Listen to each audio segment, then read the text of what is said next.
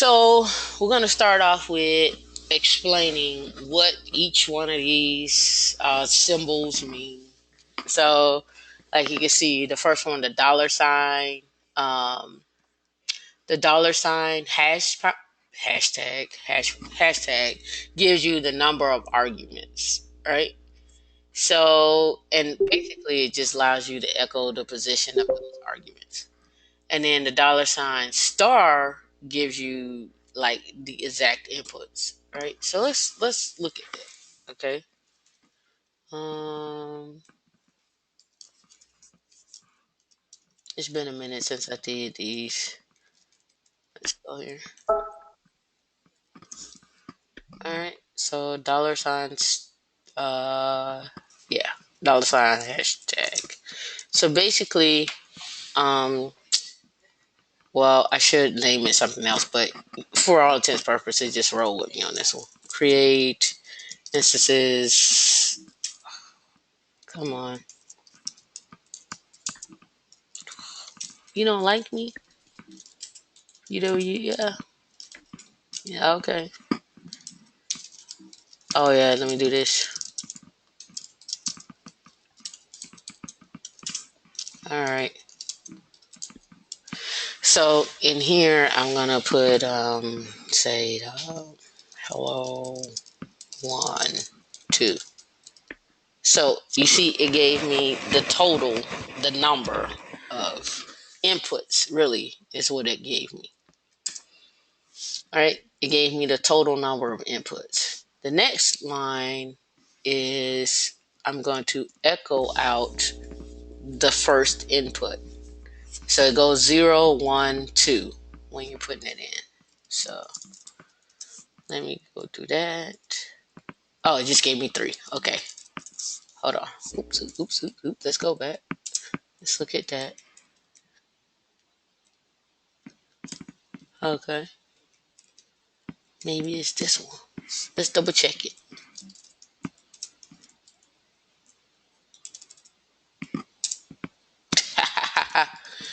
I forgot it. Hold on. Because it should echo out the argument, the first argument. I think it's arch. It shouldn't echo out. It shouldn't echo out arch. It should echo out the actual parameter. But in here, it's saying that.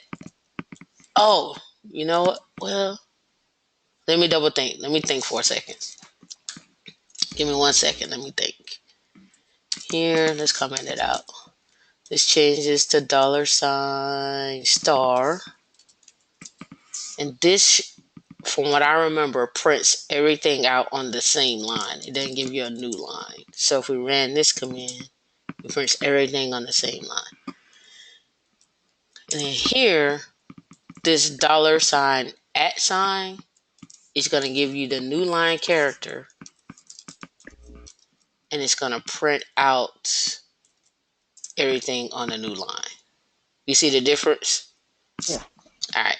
So, and then this one, in order to, so echo, oh yeah, so it's a positional character. So echo dollar sign 1.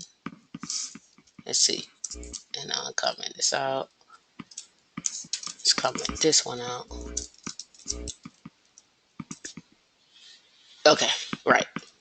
All right. So did you catch that? Yeah. So, I put in hello, and it echo everything dollar sign 1 dollar 3 times because I'm in a for loop, and I just told it to echo everything 3 times. Well, it echo everything based upon the number of parameters that I passed to it. Okay, so I'll show that to you again. So you see for args, I could have named that whatever, and dollar sign at sign.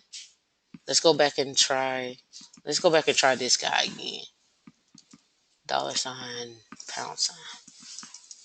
Let's see if he's gonna give me that. Okay, that's right. All right.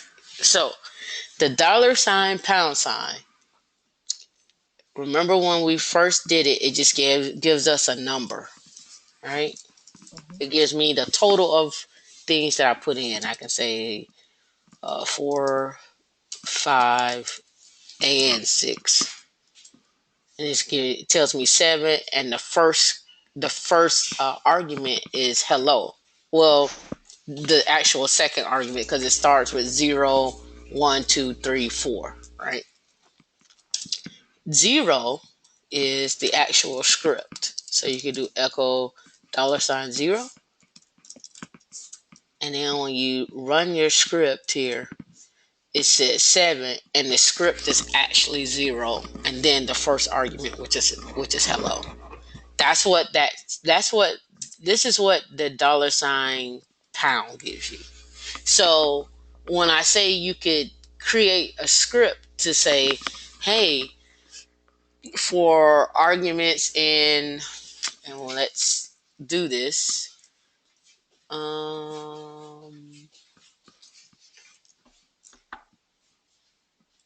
Grab this guy.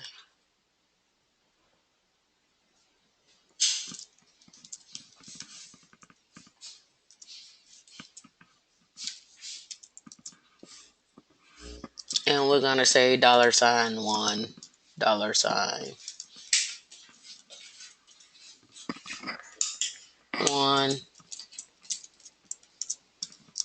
I could have left it on there, $2.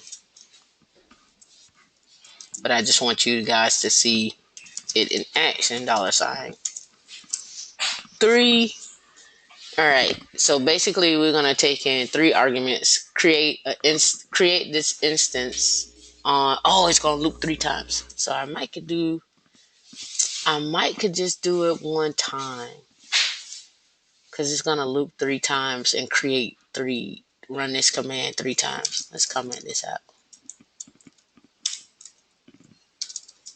Logic here, logic. Because when it gets here, it doesn't know what $1 is, but $2 is. Hold on. Let's go here. Let's do this.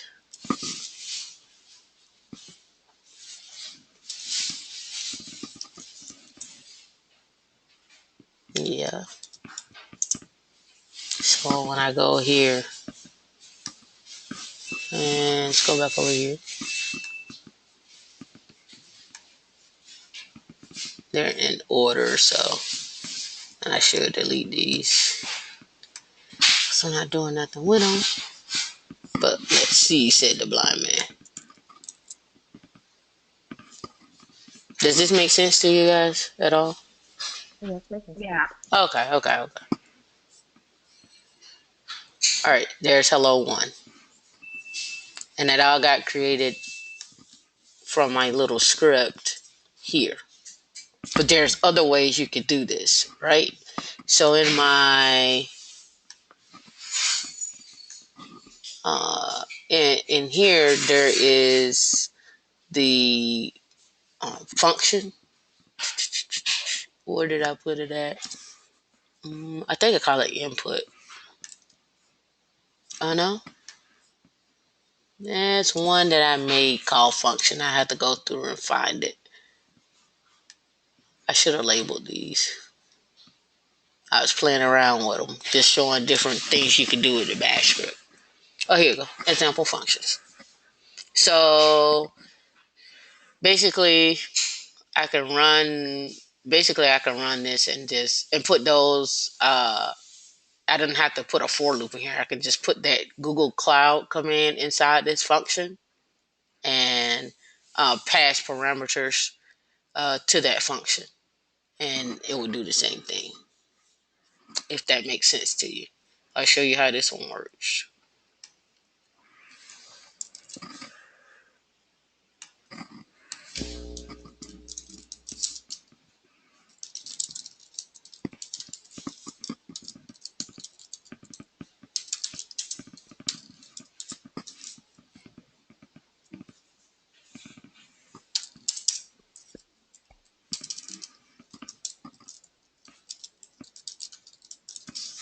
So basically, I'm adding 2. So let me explain this to you. So inside of here, remember the $star I'm taking in, go back so you can remember. The dollar sign star gives exact inputs. Remember? Exact. So in here, I'm giving exact input, whatever the number is, and then I'm going to take that number and I'm going to say add 2 to it, or I'm adding 2. So take that input and add to it and then echo out what the actual thing is, actual computation is. And the double brackets is tells exactly what it is in terms of um, expression. It evaluates the expression. Hold on.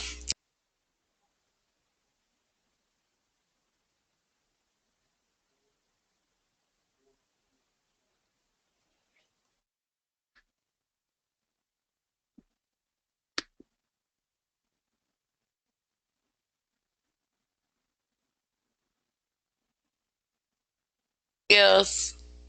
Sorry for the background noise. That's Dion because I couldn't hear me, so I know you couldn't hear me. All right. All right. So here we go. Functions sh. All right. Now everything got called from the function. Remember, it's down here. Adding two. The function is called adding. In here, it's a for loop that does really nothing. Really didn't have to stick it in a for loop. I could have actually. Let's just do this. Let's. I was just showing for loops. Let's just do this. Um, it's really not doing anything. Now let's go back and do that. Oh, there it is. One. Oh, so I did need it. I did need it because it didn't evaluate the function. It came out as one because it was zero. Okay. Oh yeah, because it's exacting. Because zero is the first one, which is nothing, and the second one. So I should have. Let's echo out this, and we can see what it is there, and we'll echo out $1. And let's go back and comment this out just to see what we're getting. Is this making sense to everybody? Are you getting confused? I did get a little confused. Okay, so look, I commented out the for loop, right? Remember, in Bash, to evaluate, and when I say evaluate, to do math, you have to you have to do double parentheses. Mm-hmm. All right. I'm calling my function here by when I say adding to, I'm calling this function, I'm passing in a parameter. However, I have nothing to evaluate that parameter here. That's what the for loop is for. Mm-hmm. All right. So that's what that comes into play. So let's look at it. All right. I'm passing the parameter to for a, it should drop here. This should be the script. This should be the parameter 2. This should be the exact value of 2 plus 1. Let's look and see if it does that. I may be wrong. I've been known to be. So the script, remember, let's, and now I go back. Let's make it simple for you. Echo. This is script.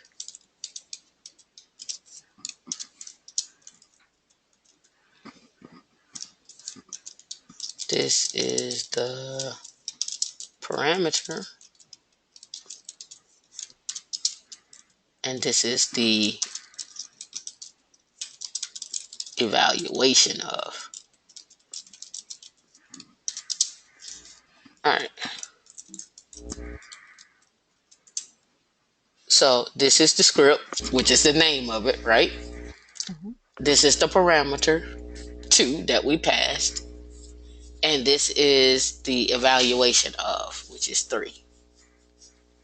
So basically, this function took in this adding 2 right here, and Mm-hmm. let me do set in use so you guys can go by numbers. So on line 13, it took in adding 2. The function name is adding. We passed that parameter in for a, and then we said, okay, now that we passed that in, let's do an evaluation. And remember, like I said before, the $star, the first parameter is 0, and Mm-hmm. 0 is the script. The second parameter is what you pass in, which is 2. And then we did an evaluation, parentheses, add 2 plus 1, and give us an output of 3. So echo out what that is. And that's it. That's how, that's adding. Let's see. Now let's go back. Now that we understand all of that, let's simplify this and do this. And you're going to see a difference. It took in it's still $0 is still the function, and the parameter is 2, but the evaluation is nothing. Why is the evaluation not anything when we know that the Oh, parameter I is thought 2? it didn't say one. What? Maybe I missed the evaluation. What did it Well, say? yeah, see, the evaluation is 1. Okay, got it. Right. So that's not true, right? 2 plus Right, it should be 1 three. is not 2. It's I mean three. Right, 1, right? right. Right. So we now have to say, okay, let's look and see if we do $. Let me see. Oops, come back. Let's see if that works.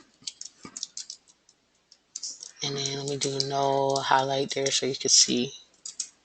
All right, so let's see if that works.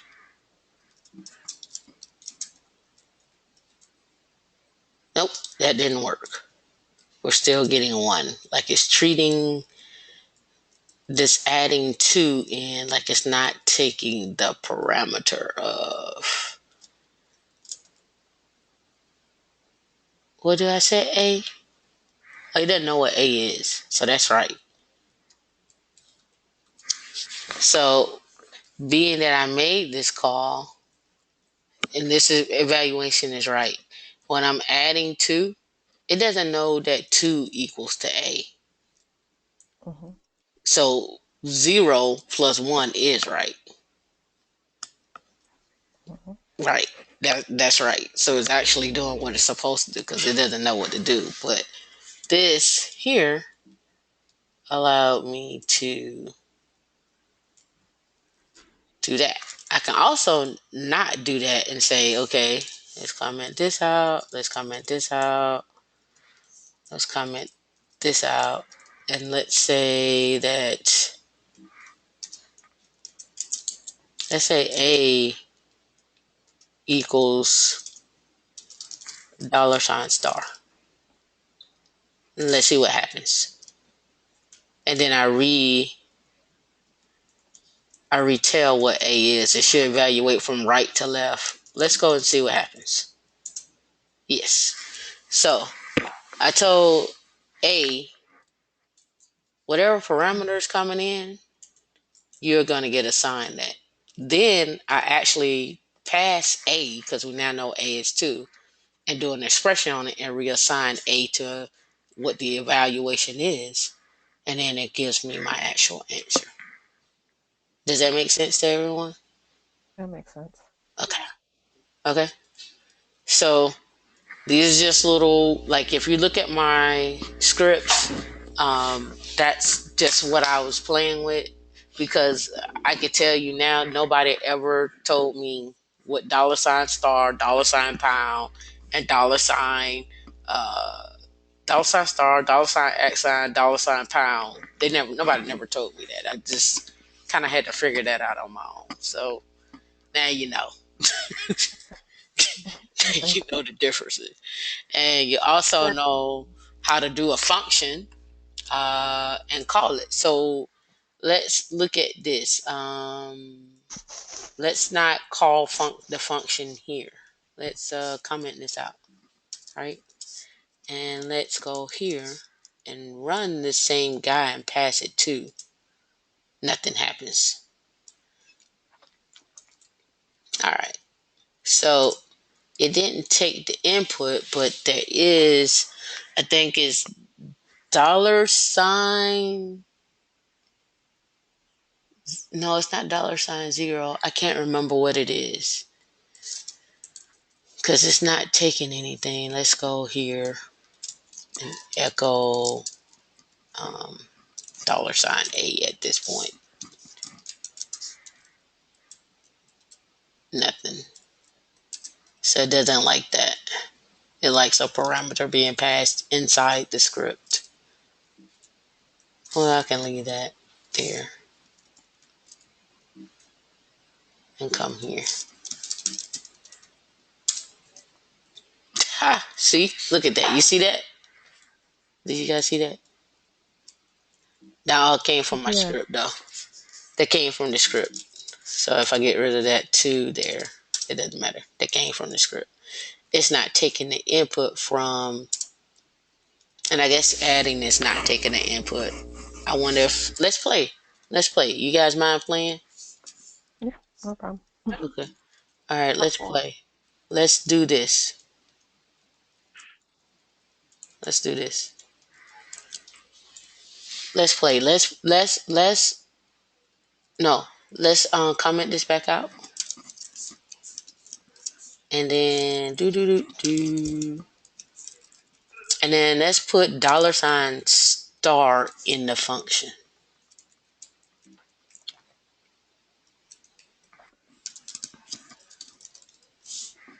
And then let's go here and do oops here and put 2.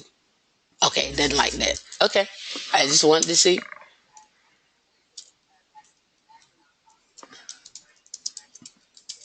I guess I need to pass this A. Sure. And then I bet you I don't. I may need that. Let's try. Okay, so you don't 2 files to edit. I don't know where it's getting that from. Hold on. Yeah, I don't know where it's getting that from. Hold on. So you don't like me passing A. Let's comment this out. Let's comment this out. Well, we can leave that one. We'll see. Because it didn't like passing the parameter.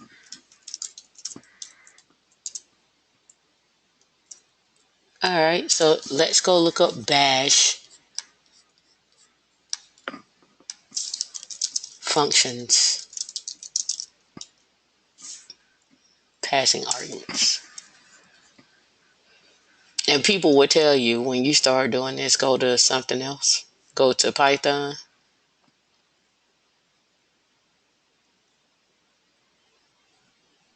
It's just a function and then the call. But that didn't work out for us. Well, let's go back and see what we did wrong. Let me see.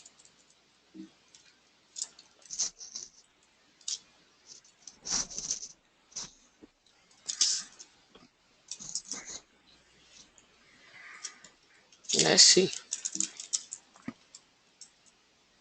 But it's not printing anything. Uh, do I have to put that back in a for loop?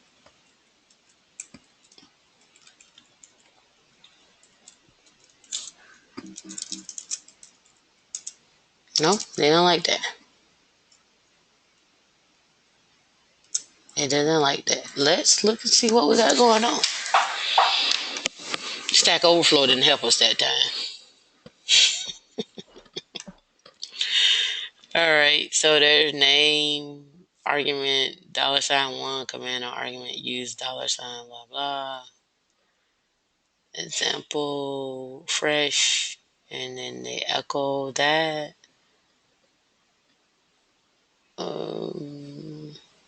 Okay, yeah. So $, star, and $, at holds all parameters and arguments passed. $0 always points to the script. $pound holds the positional numbers. Right? We went over that. Why is it that we can't send a function a number? That's all we want. We want to send it something. We want to pass a parameter. Let's see if Ryan's got something for us. Have you guys all right? You been keeping up? Yeah. Okay. All right.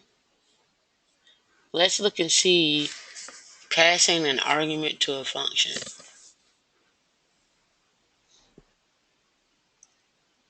Okay. Um.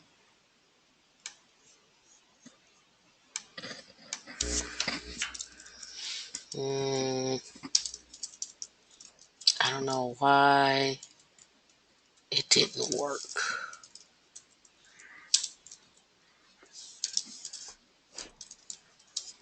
All right, we're gonna pass this to, and then like something. Did I get rid of my done? No.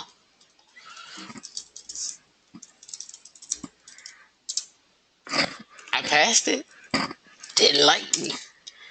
It didn't even print out the echo here. It didn't even print out the script. Function adding echo hello $1. Let's go here. Let's see if it even prints out the. No, nothing. Let's look and see. Do I have to run it this way?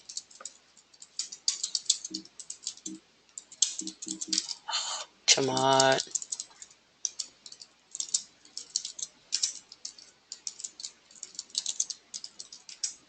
No, it didn't like it. So let's go. Let's do hello. No, I'm not getting the same thing they're getting. So, this is how you cheat. We're going to just take what they have here and see what happens. Mhm.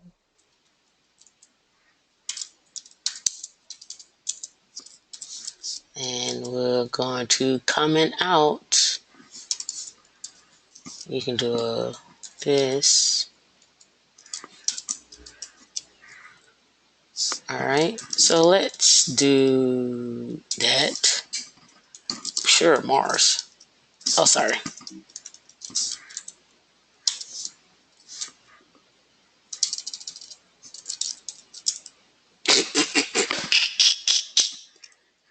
Did you guys see that? It did nothing. Yeah, it You did. and look, you know what it is? I think they just have it all in their script. Mhm. So let's go back to our script and let's get rid of what we just had. Let's get rid of all of the comments. Well, undo. You just want to get rid of this comment.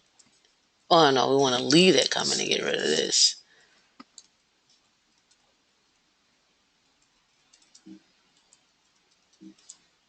And here they call it directly from inside the script, but I didn't want to do that. I want to call it from outside the script.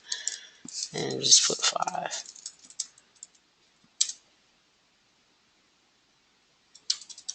It don't even take in what I just did, but the evaluation is wrong Mhm.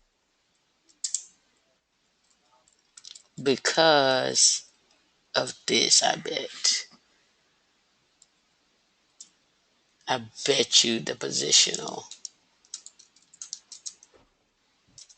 Yep. So we have to figure out. I guess that'll be your homework. How to run this script from taking input from outside. So I'm curious to say, can I do this?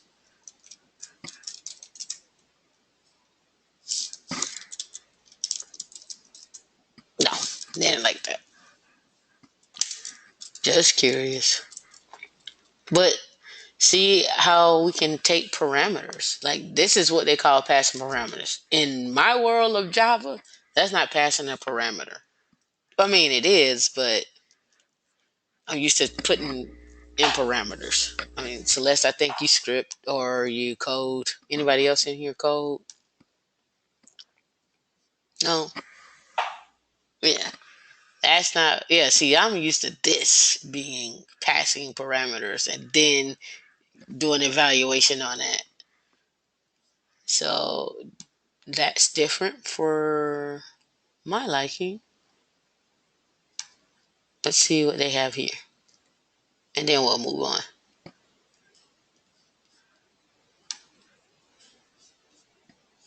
What is this? Oh, here we go. So yeah, it looks like this is all in the script. Yeah, see, they got it all in the script. And so therefore you can't pass it a value unless it's in the script. I think that's how it works.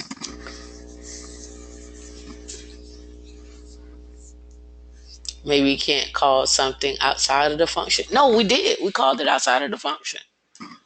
If you look here, we Yeah. called it outside of the function.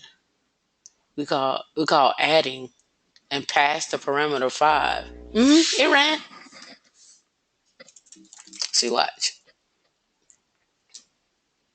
You just do this, boom, and there's 5 and there's 6.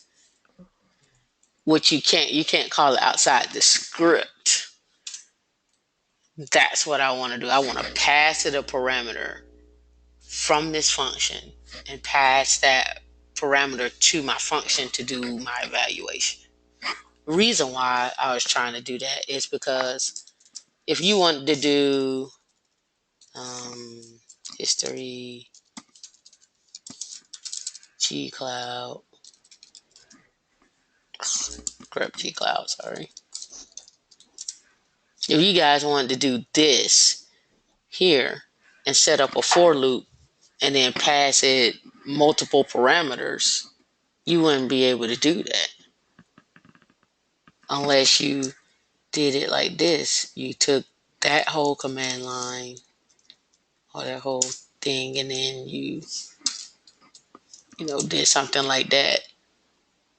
But then you want to pass in from the for loop, you want to pass in multiple names. The only way you will be able to pass in names is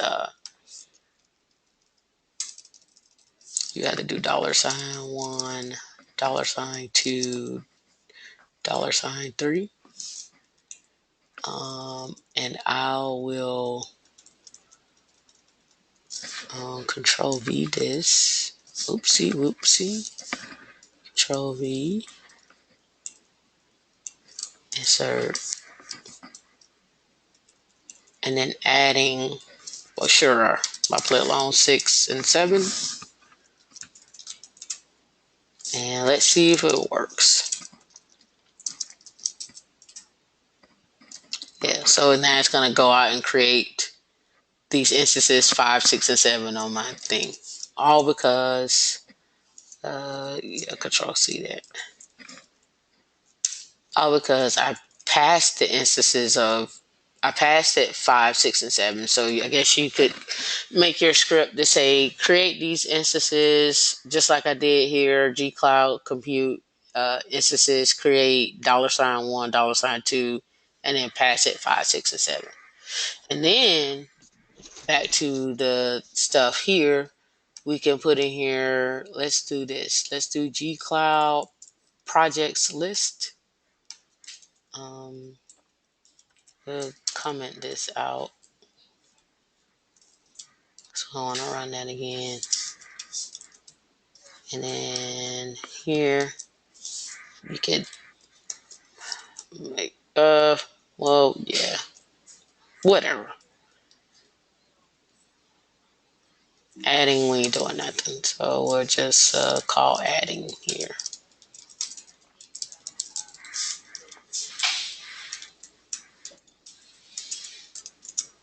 And then we'll just run it again. Okay, so you don't like everything I put in there. Let's see, permission denied. Do I need to run sudo to do that? Maybe because I'm not admin for that one.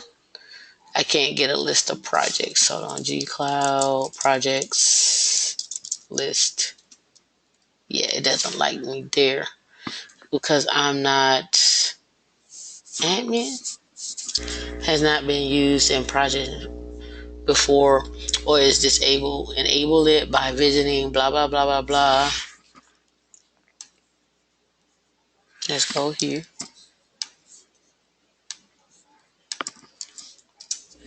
And then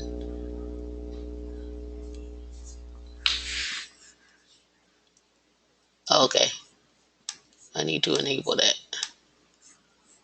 Yeah, I see you. Get rid of it. Go away. All right, enable. You just learned something new today. All right. So yeah, you probably think, but you can't not use it in your project until you create credentials. Click here to create credentials. Okay. So it's probably still gonna error out on me. I'm not gonna create. Oh, there it is. So now let's go back and run it in my function. Yeah. So I need to create my credentials as well too to do some other API stuff. But you have now kind of gotten used to like what you could do with Google Cloud from your Bash script. Um, we could create it. We could create projects. We can get the project list in the JSON format there. This is the compute zone list. I can put that in the JSON format and do a lot of little different things with it. JSON is the JSON file is really like great for you if you're doing like um, Puppet and Chef and even MongoDB as well too. And I'll use the JSON format. Most things do. And then they give you like they break it down like how you want to break down your servers and your emails and so forth. So let's look at how we want to do our compute instance when we're creating our instance, what our defaults are. So you could tell it what your defaults that you want to have when you create your instance, or you can use it's the gcloud commands has some let me see. I'm looking for not the libraries. Let's go here. gcloud compute instances help.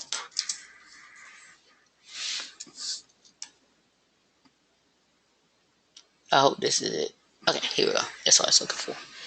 So here, I could just, if you're looking at this, it's gcloud compute instances create, and you can just pass it a name. However, you can pass it options. So those options, you can say the boot disk device name, and remember, you can get information about the boot disk device. The disk. I think you asked about what type of should it be Red Hat or Debian or whatever. So let's look at here. Just go to my console. Let me see what parameter that actually is. It may be just OS. Let's go here. And then let's create an instance and look at the parameter. Machine type boot disk is boot disk. It's not OS. So name boot disk, device name, boot disk size, the type of boot disk. So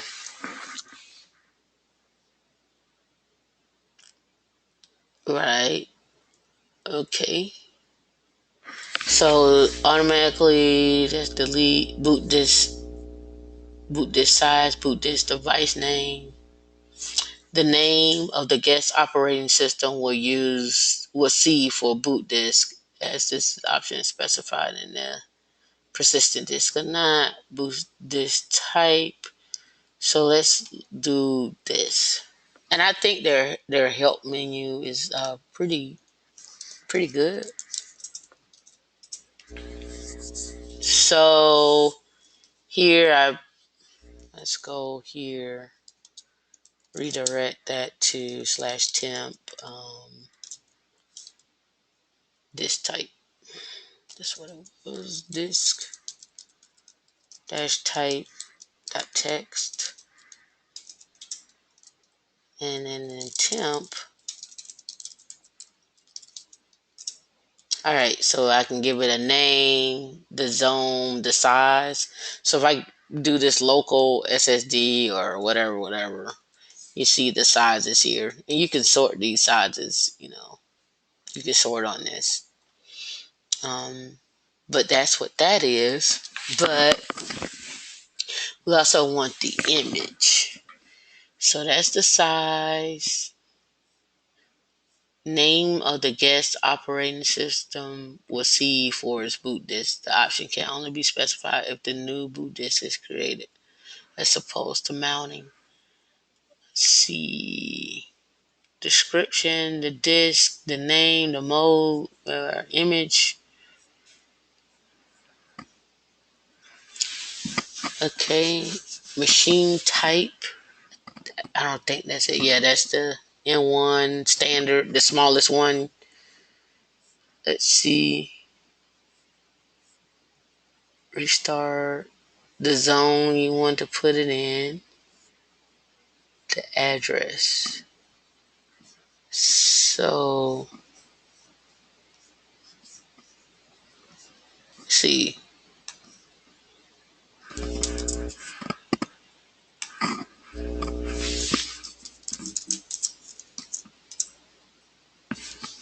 All right. Images.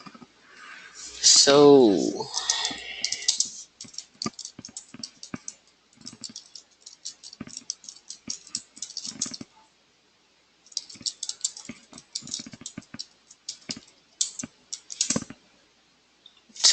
I created some images before. So I can point it to the images that I want to make. So this is getting off track, but I still want to show it to you. So I can go here, images, and I can create me an image based on the machine I have or based on whatever I want. So like you have to create a source disk first. So disk, and as you can see here, create, and then I select the size that I want it to be and all of that. You come in, say whatever you want, and you create all of that first. And then so basically in these parameters that I'm passing, I can pass this image size. Let me see. I'm still looking for the OS to see if it just specifies OS.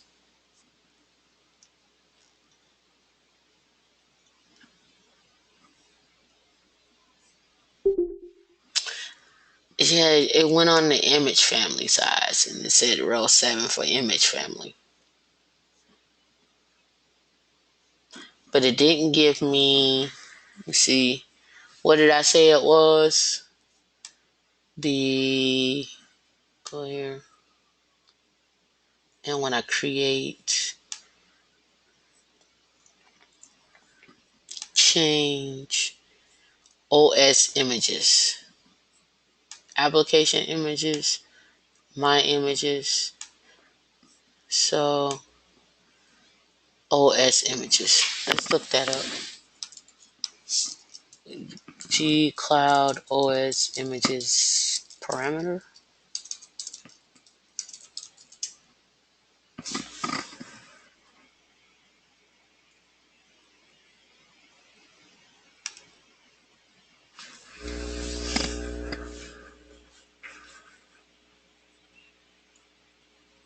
And you may have to set it from here when you do a gcloud init.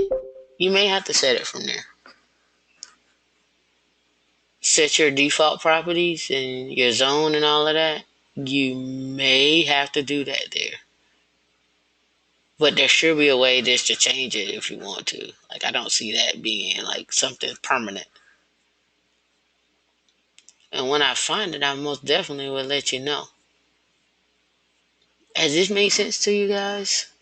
I know we spent a lot of time on this, but I just wanted you to see what you could do inside your script.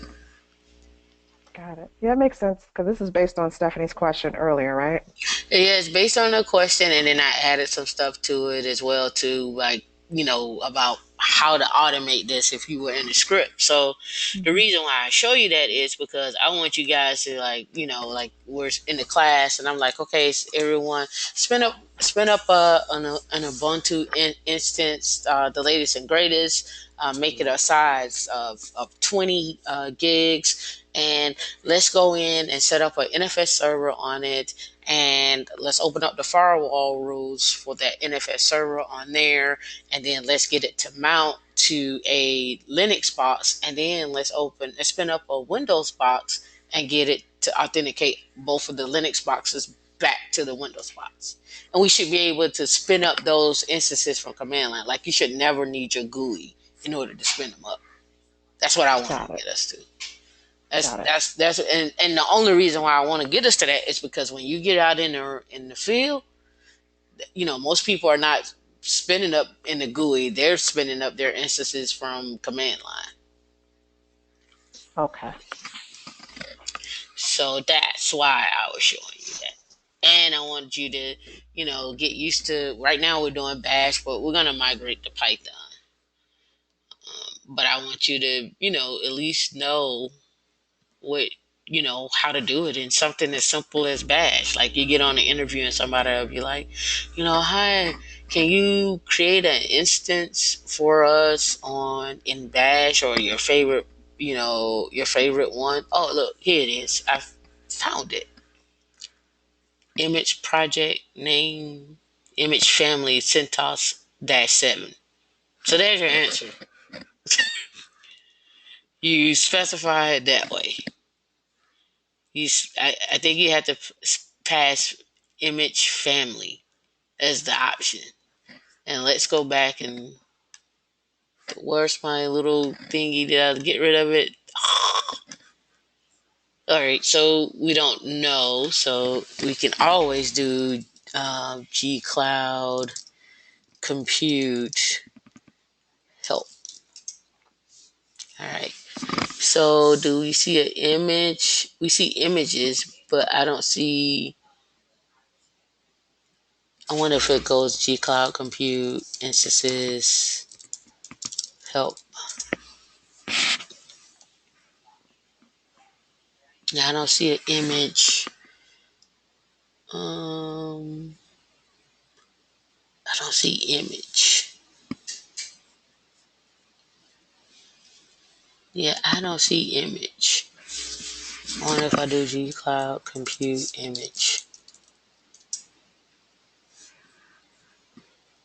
Okay, images.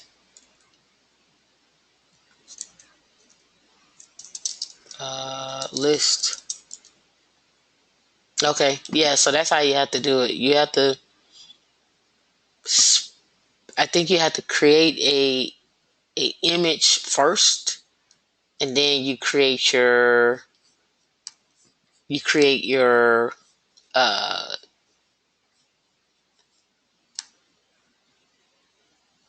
you create your instance based upon that.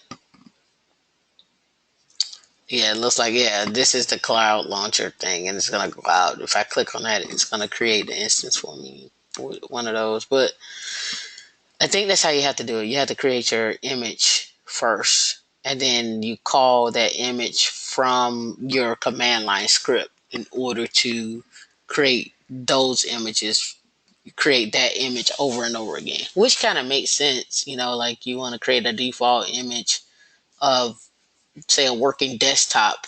You got a desktop, you can create an image of that desktop so you don't have to rebuild it again. And then you're like, okay, well, create me an image based upon that particular desktop, which makes sense. All right. So the next thing that we were talking about was GitHub. Git remote, not remove dash v. I don't have any Git repositories, but let me go over here. There may be an opt. No, nothing there. So you guys were to do this part, and I should let Celeste take it away because she's been doing Git, and she should be the Git guru right now.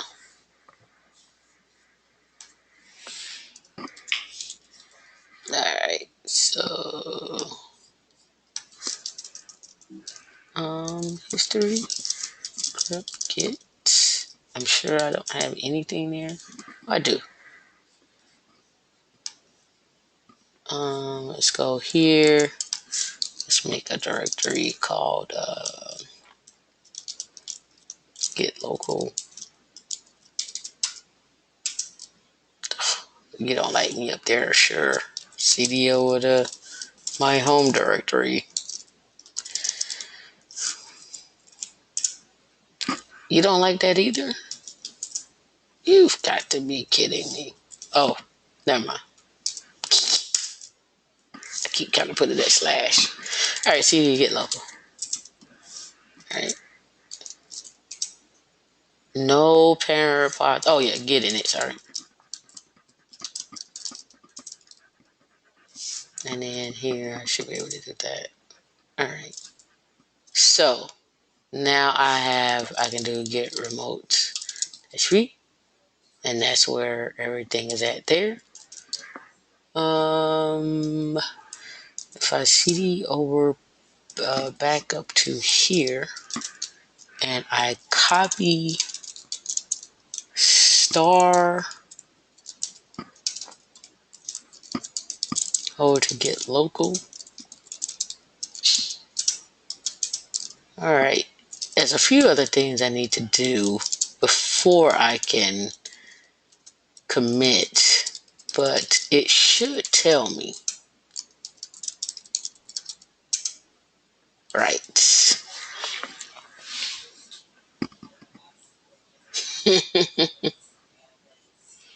Whatever.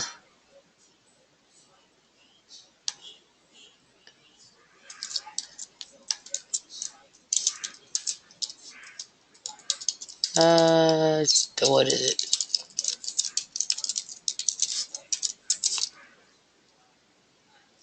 And this guy. And it may still fail on me.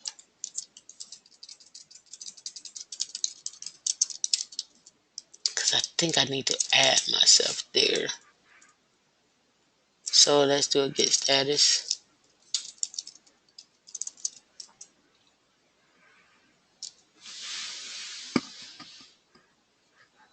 Okay. Should be able to do a Git commit.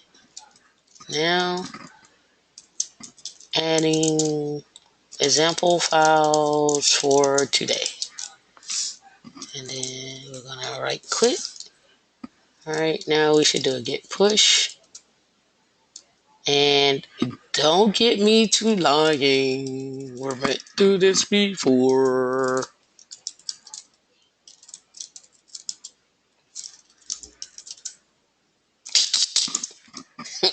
We went through this before. Hold on. I know what the password is. I don't. I give up. Anyway, whatever my password is. Uh,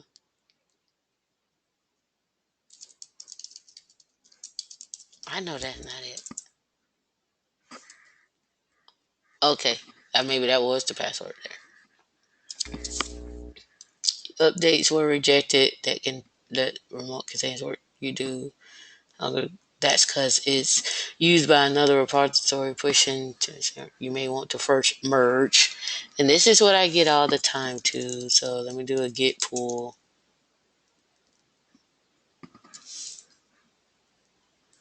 And this is where I always get screwed up with git.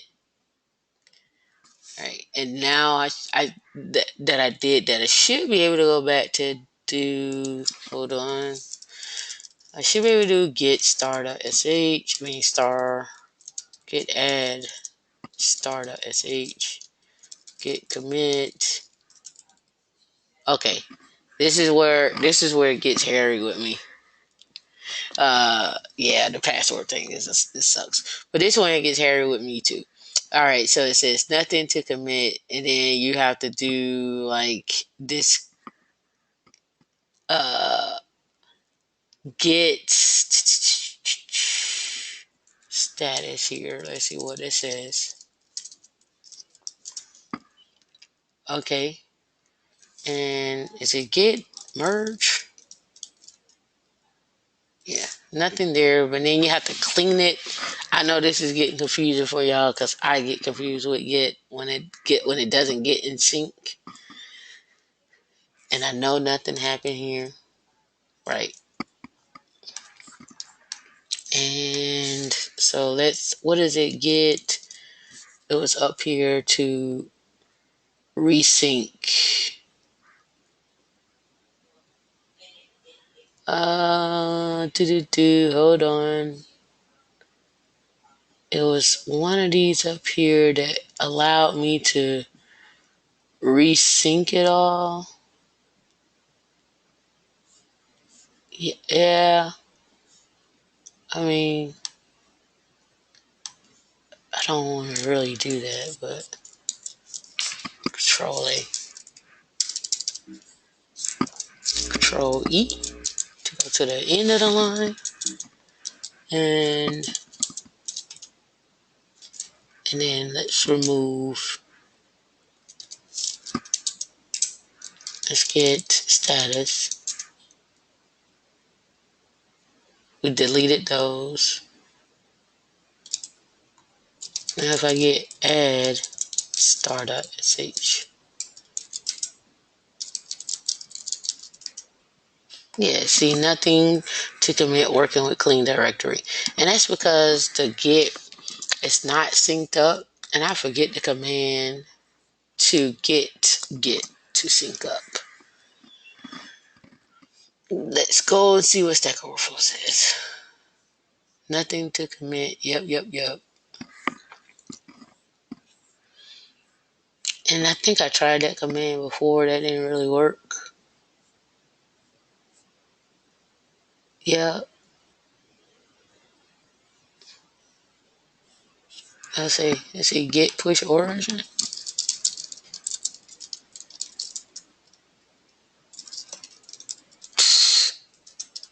Provided it's my password.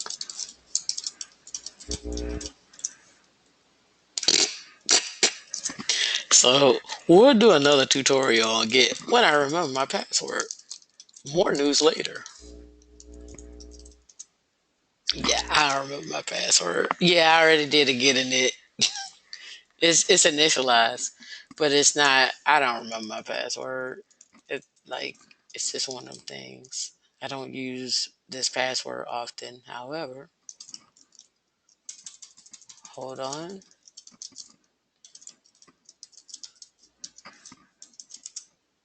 Yeah. So we know the one that does work is this guy. Do, do, do, do.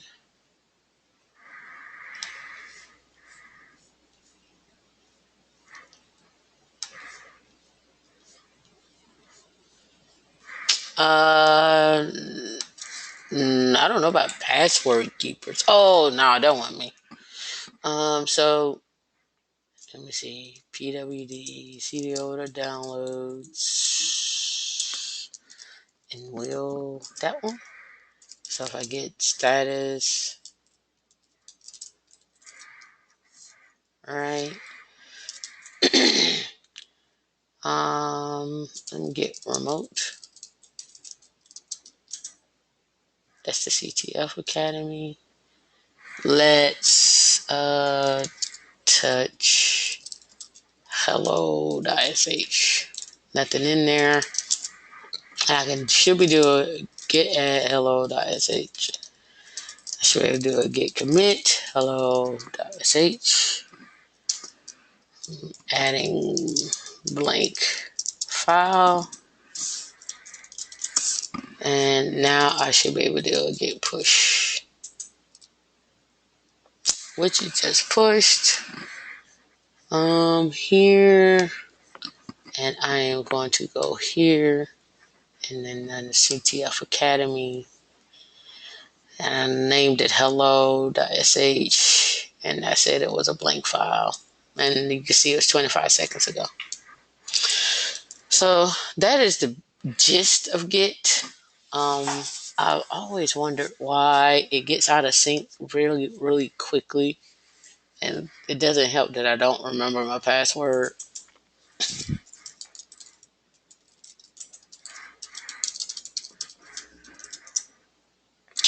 Yeah, that's not it. I don't remember. But as you can see, this one worked, and that's how it works for Git. So you're going to create your scripts that you write, upload them to your GitHub account. I should be able to download that same script.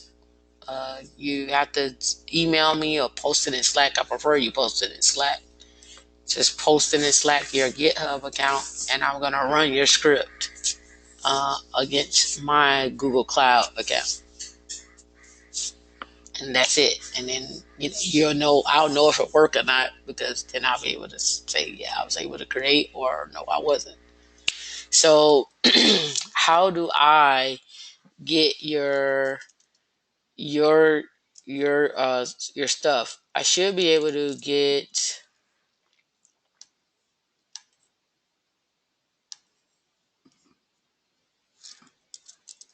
clone this, and it's gonna clone what's out there for virtual training.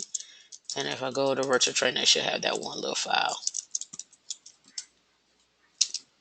And that's how you clone a repo. And I sent over the actual Git training tutorial um, right here. And then there's, as you can see, I think you go through every last one of these here.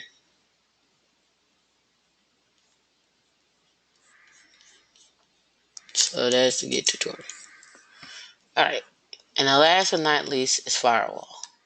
So you guys were supposed to learn how firewalld works on CentOS. Here's the Linux portion. Well, we've been doing Linux. You've just been doing a couple other things with it. So firewalld is now new in CentOS 7 only because they're moving out. They're not moving away from IP tables. It's still there. It's just they made firewalld a little simpler, and IP tables is a little bit robust, a little bit more complex. So as root, or if I sudo system control firewall or status firewall D. We went over this last week. This is how I tell if firewall D is running or not. Now I could take that and say I need to find out what actual ports are open on firewall D. So I sent you this link here last week. I'll send it to you again, but this is where you guys interact and I stop teaching. So let's start with Stephanie. I'm going to let you go peruse this file or this link, and I'm going to ask random questions. And I'm going to type whatever you tell me to type. But you have teammates in there to help you out. If your teammates let you down, I will fire all my teammates. Okay? So your teammates got to help you. If they don't help you, you got some bad teammates. All right. So the first question is, how do I find the list of open ports using firewall D command? So now I'm gonna give you a hint. I would sudo the root to make it easy on your life. I would type firewall D, and I would type help, or you could do dash dash help. And actually, the one you want is actually firewall dash cmd dash dash help. That's your friend. Firewall cmd dash dash help. So I'm gonna type in, tell me how can I find the list of ports that are open with the firewall cmd command. And Stephanie, that's your question to answer.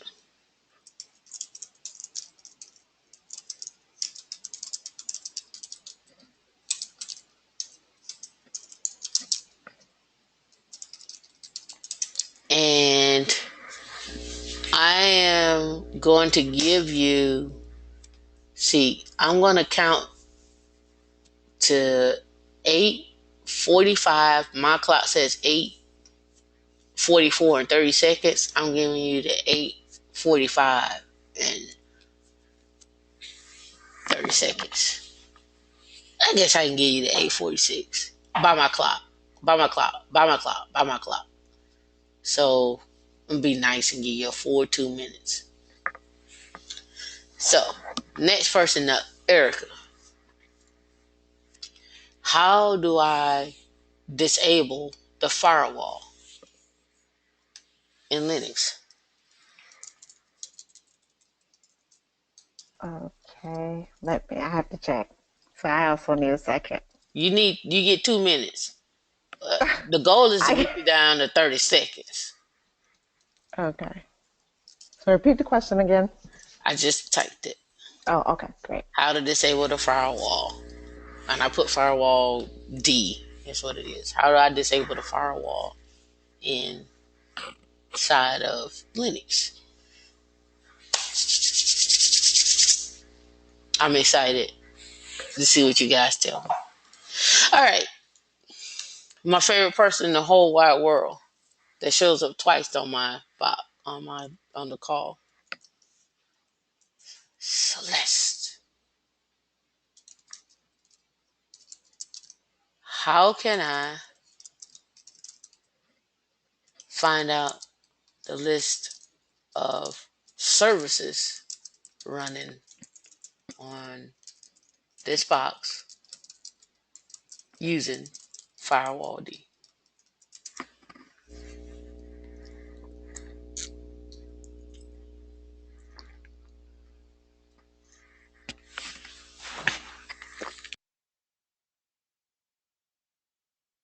Oh, my first question. Stephanie, where you at with my answer?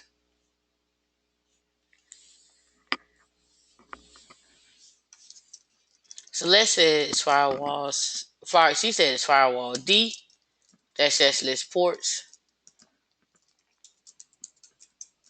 Nope, that wasn't the answer. Erica, you say if I want to disable my firewall, hey, hey, you guys better help each other out, cause I'm I'm not helping. All I'm doing is just typing commands so you can see. And if it's right, it's right, and if it's wrong, it's wrong. And disable is correct. Now, Erica, how do I re-enable it? Okay. Let me let me check. You got 30 seconds. Stephanie, did you get my answer? Celeste, what my answer at? Are you there? Are you asleep? Are you still playing with Git?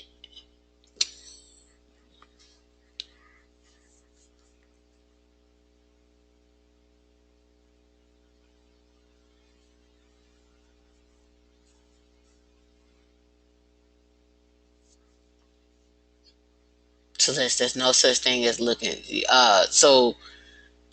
Stephanie and Erica, you guys got to help Celeste out. Erica, I'm still waiting on my answers. It's rough. It's a rough life around here when you got Google.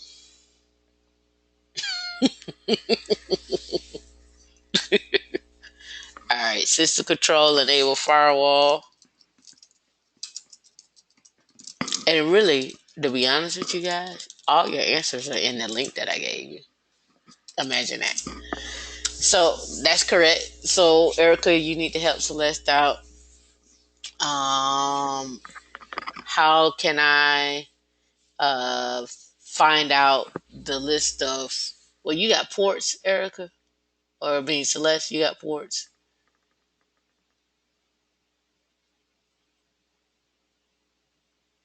I mean, look, I can tell you. Let me scroll up. Celeste is how do I find out the list of services? Yeah. So yeah, how do I find that out? It's in that link that I gave you guys.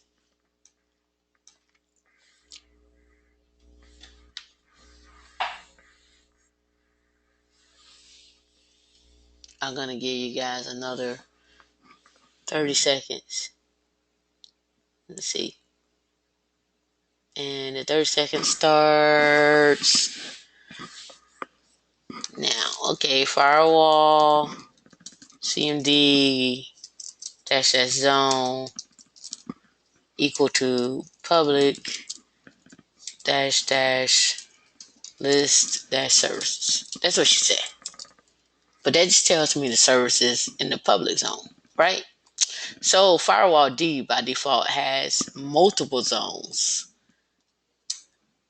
So I could have did list services, right? But that would be dependent on the zone. So what are the different zones?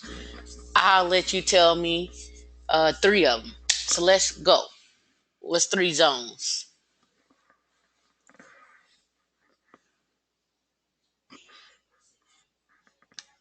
How do I find that out? Celeste, you got to give me three zones. Stephanie, you need to tell me the command to find out the zones. Celeste, you got to give me three. Stephanie, you got to tell me the command that's going to give me the list of zones.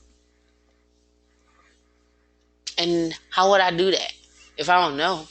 Remember, you guys got to remember, firewall dash CMD. You can man that, right?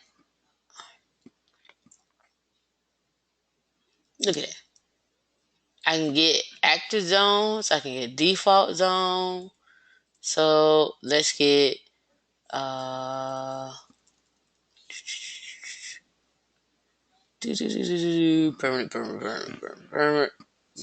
permanent.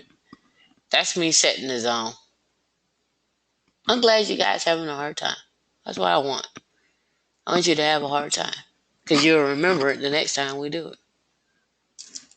So let's do firewall CMD dash dash help, and I can go grep for zone. All right. So look, I could have just did firewall, CMD, list services, list ports, list forward ports, list rich rules, list sources, get zones, firewall, dash CMD, dash get zones. And that gives me all my zones. You see that? Yep, public web. Let's see. It's actually block, DMZ, home, internal, public, private, trusted, and work. And I can do firewalls, CMD, list interfaces. Gives me the interface that it's working on. How about sources? Nothing there. I hadn't added anything to that. So I want to show you the difference. If I do list ports, I don't have anything running on just, I have something running on a port, but the way I added it to the firewall, it don't show up as port. It show up as a service. See? So now I can do firewall dash CMD dash add dash port equal to TCP 8080. Oh, is it 8080 TCP? Yes. So now when I do a list of ports, look, I'm gonna do list servers. You don't see the HTTP. You don't see 8080. If I do list port, you see 8080. Right?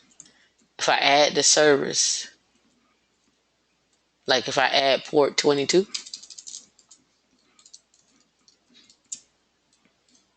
now it should show up because I think SSH is in here by default. But I'm gonna add port 23 as well. Right? Now I'm gonna list the services. You see 22 doesn't show up, and 23, which is 22 is SSH and 23 is telnet. Right? Is that right? Yeah, telnet. As you can see, it doesn't even show up because it goes by the service. It doesn't translate that that service was this port number. It doesn't do that translation. Did that make sense to you guys? Was that hard? Yeah. I still don't understand why it doesn't list Why all does the services again. it lists the services that you add by service name, and then the port gets added as the port, but it doesn't make the translation from saying that I hey, gotcha. port 23 is actually telnet. It doesn't make that I translation. got it. So since you didn't say add telnet, it Right, doesn't list it as a as a service. Okay. service, right, right. Okay. If I would have added telnet as as a service, it would say that, but I added it as a port. Got it. All right. So you learned how to disable the firewall. You learned how to enable the firewall. You learned how to uh, uh, add a port. You learned how to add a service. Um, let's do one thing. Because I added those ports there, and the way I've added those ports, it's only added to the running config. So right now, those ports are fine. So let's do this. Firewall CMD reload. Let's actually, I know it's dash reload. And we're gonna go back and list the ports. They're gone. Why? Why did they go away? They went away because number one, they were added to the running config, but they weren't told to be permanent. So remember when I did the dash help? Alright. And if you scroll up here, permanent. Set the option to be permanent. So when I reload, I reloaded, but I didn't save it to come back after a reboot or after a restart. So it didn't save it. So if I want to save that, I need to do dash dash permanent. Then when I do this reload, and then I go back and list my ports, you see the 23 came back. If I don't do the permanent, if I just do it, I just add it to the running config. It's kind of like I attribute it to you sitting at the stoplight and you don't have any gas in your car, and you do if you turn it off, you don't know if it's gonna come back on or not. So he was like, "Don't stop, like leave this thing on and let's coast." That's what I attribute that to. So remember, if you want something to be permanent, you know, don't turn it off, or you need to add permanent to it, really. But just what you need to do is add permanent. All right. So let's go start over. All right. We talked about zones, which we did. How do I get zones? We should be in 30 seconds or less. How do I get the zones? How do I get the list of zones on my command line? Boom. Somebody tell me. Boom. Somebody tell me. No? We just went over this. Oh man. Oh, you okay?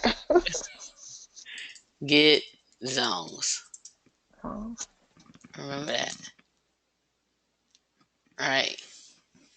Now, that's what they did here. They just told you about the zones, the different zones. The public would for us would be that 104. I mean, external would be the 104. Um, you could also, I guess, say public is yeah, I guess your untrusted networks, but yeah.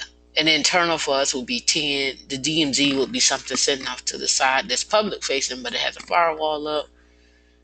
You can set something up. You can have another interface on your box, and you can set it up for home. So external would be this.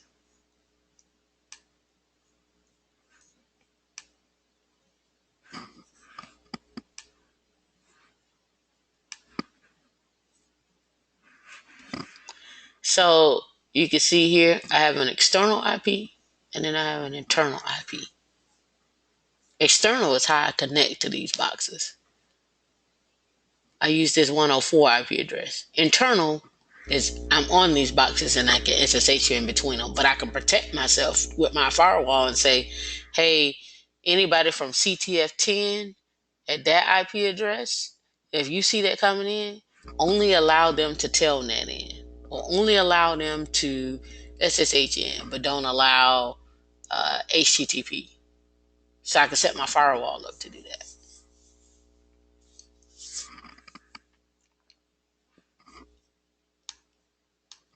Where's my little thing that's gonna? Is it this guy? No, that's what's all ago. Where's this guy? Yeah. All right. So remember, operations can take the permanent flag to indicate non-ephemeral firewall should be targeted. This will affect the rule set that it is reloaded upon boot. We just saw that. The separation means that you can test rules in the active firewall and then reload it if there are problems. All right. We looked at how to disable. We looked at how to restart. We looked at start. We looked at status. We did a firewall CMD status. I mean system control status, but you could do a firewall CMD state. So there's two ways to find out if it's running or not. And then you can do, let's do that one again. And then I can do system control status firewall D. And as you can see, it's running. This right here is my IP table, so I was supposed to match those, but I didn't. All right. Now, We talked about zones. We showed the different zones, but I could set my default zone, and we saw all the different zones we could set. So, how do I get my list of zones? One more time, somebody tell me.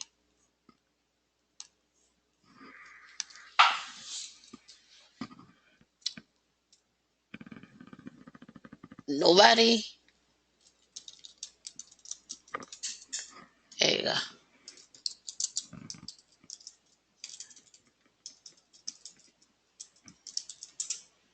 So with that being said, I can come in here and set my default zone to be one of those zones. But I didn't know what zones I had available. Right? So I can also say, well, I see all those zones, but which one is active?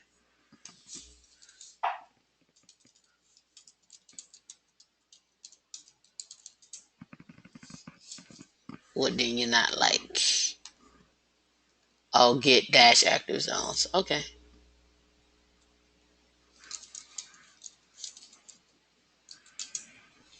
So the trusted zone is active in the interface that I'm running off of. It's here. All right. And then this right here um, gets everything. Let's run that command.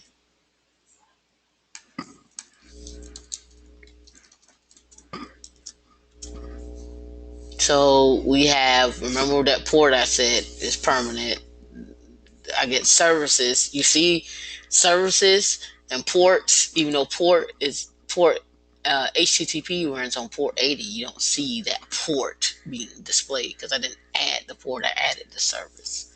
And I want to show you locate services and then pipe this over to XML.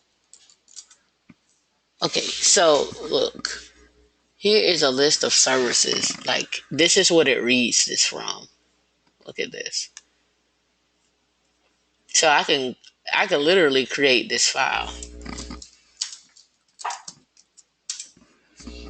I can go in and create an XML file just like this, and I can add my ports. Like if I had a service, the specialized application running on a specialized port, I could create it this way, so I could add in as a service. So I could do that. Let's look at that. Let's do that.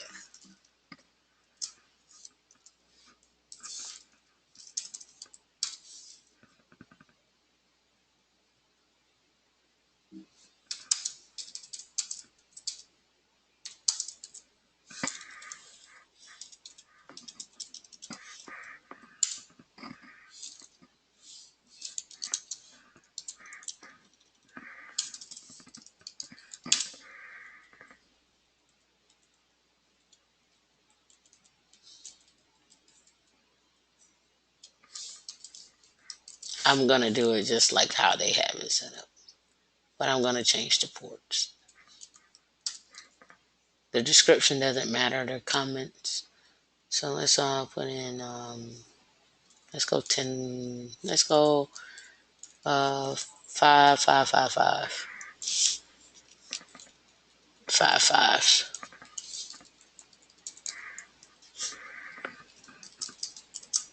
And now let's see. Let's go back up. Firewall CMD dash dash add dash service equal to 10.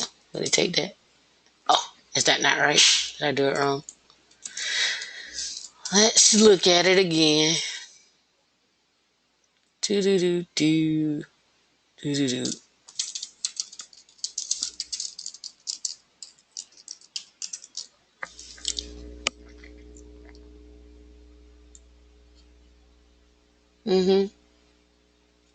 So you didn't like my TAM? What didn't they like about my TAM? Let's find out. Invalid service. Okay.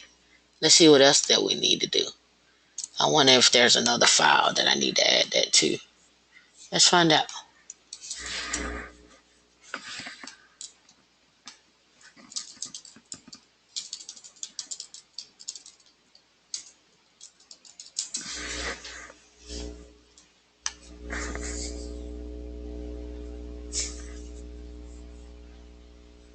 Mm-hmm. Right, right, right. This is how I troubleshoot. I talk to myself.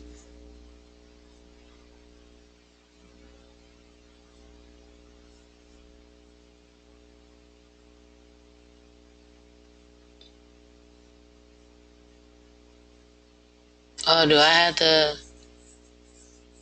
give it the XML? Let's see.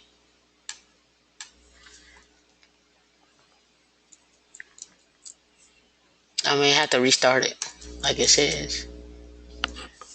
I don't see Tam, so let's system control restart firewall T, and then let's I go. thought Tam, isn't Tam there next to Oh, there it is. SSH? Yeah, it is. It's there next to XSH, but I restarted. I had to restart it. Oh, I guess it had to okay. read the config, and then I was able to add Tam. So Mm. now when I do firewall cmd dash list services, you see my Tam. Booyah! That's how you add the service.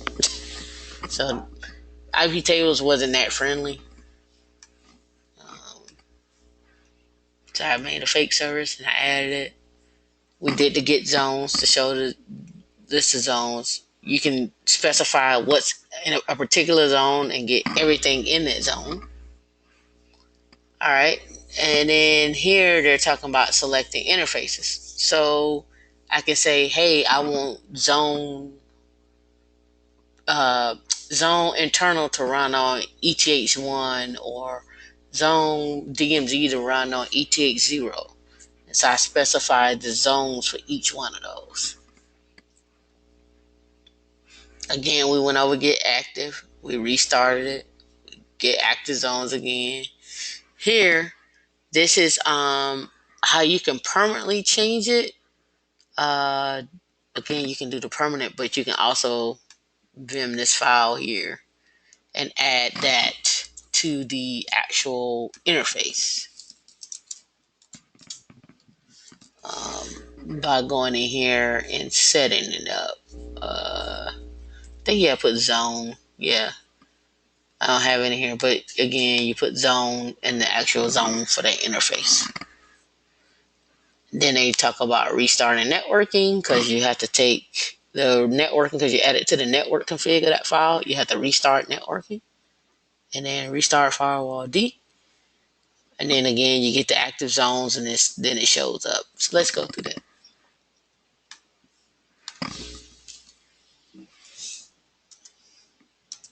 So I can do zone equal to external.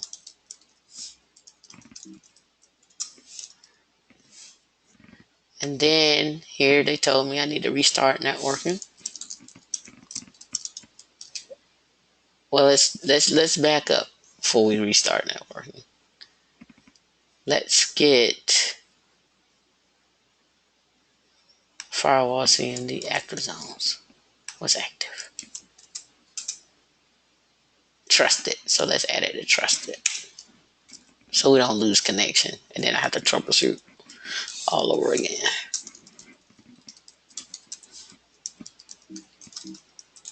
All right. Then here they say you need to restart networking.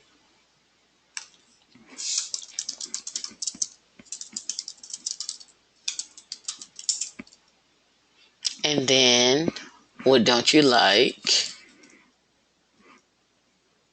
You don't like this guy? Let's see, do they have it in quotes? No? Oh, I know what it is. Syntax matters.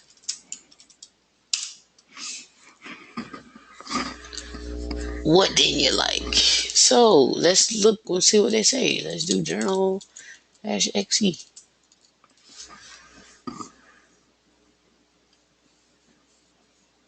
Okay, so it doesn't like that zone.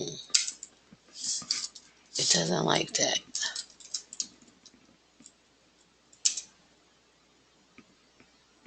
Oh, it does not like comments. Let's go that. Let's delete. Oh, that's something else.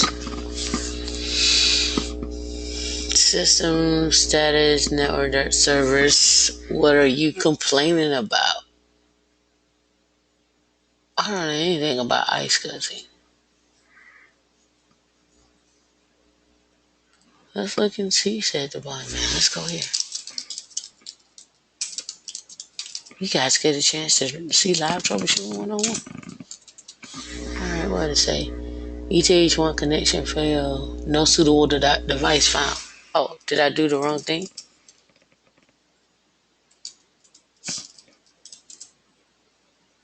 Oh, okay. Well, yeah. Let's go here and do no. Let's go back to my file and do zone equal to trusted. And then let's restart network.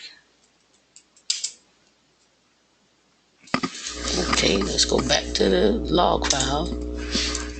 Go down.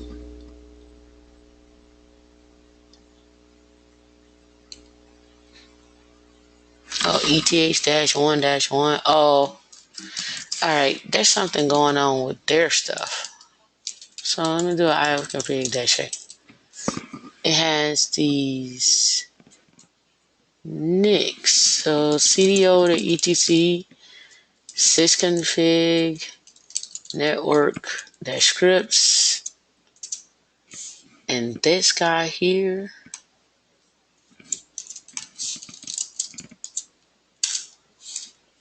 he is a sub interface of the other one, which I just commented out.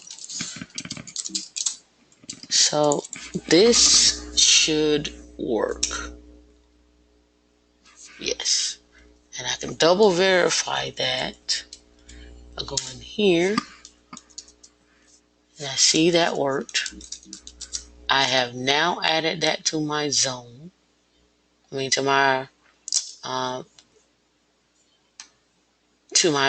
firewall, or to the interface, not interface, but the zone, that interface to the zone. We restart firewall. So now I do firewall dash cmd dash get dash active dash zones, and ETH0 is now permanent on trusted. We could set the default, or we could do, let's not set it, let's get it. Let's see what it is. Control A, and let's change this to G. See, it's trusted. And we did the get services. Showed that. I showed you how to add a service. We can add services to particular zones. And then here, they're just talking about being permanent. Remember, we can do a service or we can do a port. And the same there. And then they go this here, they're showing you a range of ports that you can add. And remember, we defined the service. I showed you how to define the service, right? We went through that and defined the fake service. And reload, get services, and then my little server showed up. And you can create your own zones. And I'm going to leave the rest for you guys to go through because I went through majority of it. But this is a good tutorial for you to go through and do your firewall configuration. So next week, Wednesday, I'm expecting for you guys to create instances from a bash script that you upload to GitHub and set the firewall rules up on that machine. And I may do an added bonus, like make sure you set up your Google Cloud, your gcloud stuff.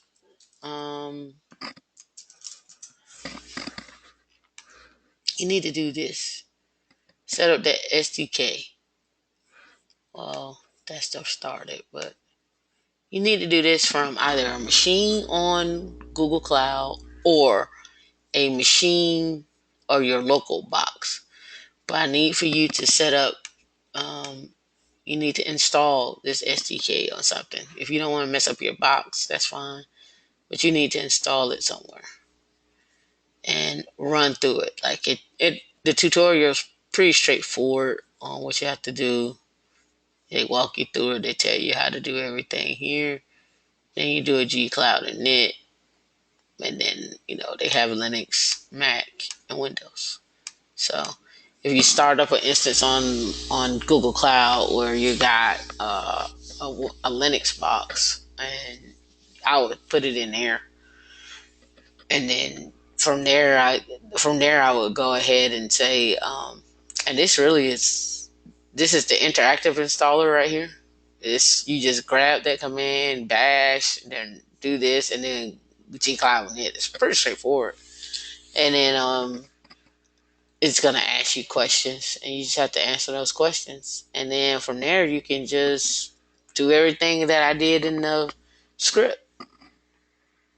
So, and then the added bonus would be, so let me show you this.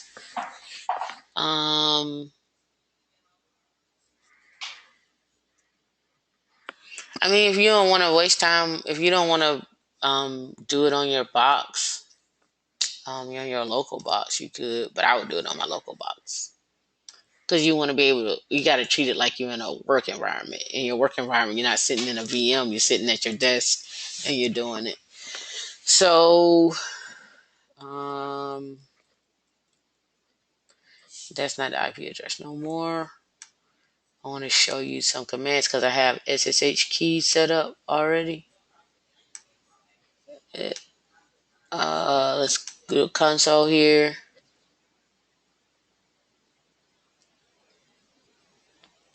Give me 1 second, let this pull up.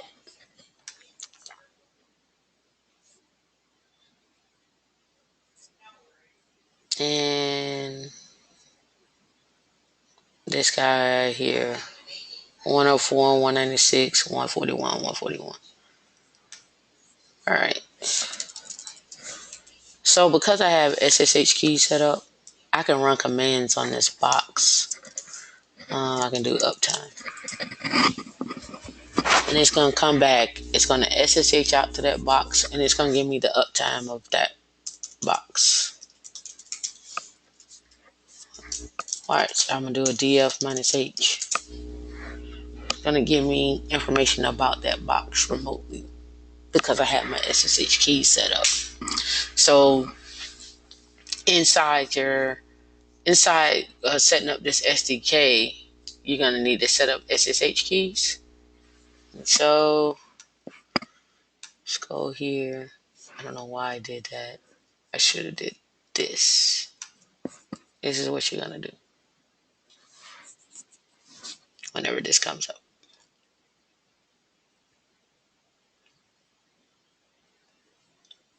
Just bear with me, people. You're going to do SSH-key gen-t RSA. You're going to say, yep. You're going to take defaults for everything. And if you did a cat on .ssh id pub, that's your SSH key. You would take that same SSH key from your local box. You would grab that here. You would come into metadata. You would come into SSH keys. You would edit. You would add the SSH key there. And it should populate with the new name there. Oh, it didn't like me. It must have something else going on. But that's really what you do.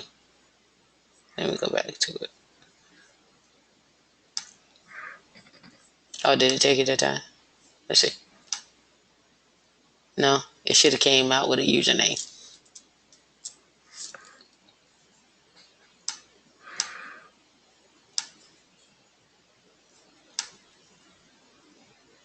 Okay. No, not you. Oh, come on. Let's go here.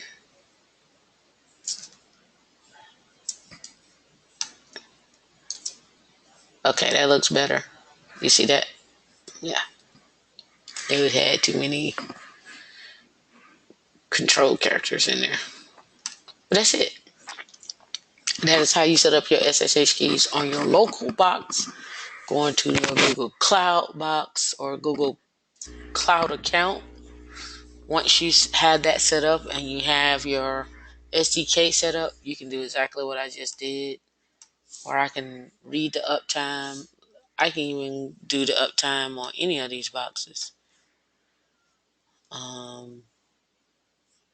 I can do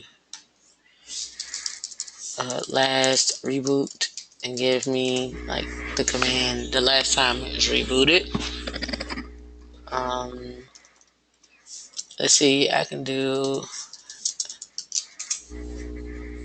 what's in that temp directory on that machine.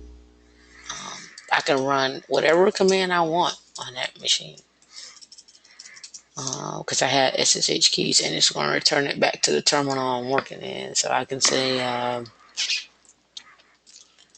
who am I? I can run a W. I can run a CAD on etc hosts and it gives me those host files. So pretty useful, pretty powerful for it. So you don't have to log into a box. You just run a command and get what you need. And I could probably take this one step further and then redirect that to file.txt. And then I can cat file.txt. So I can save that input to whatever. And then I can go and play with that file. You know, I can play with that information or I can send that information to somebody who may need it or something of that nature.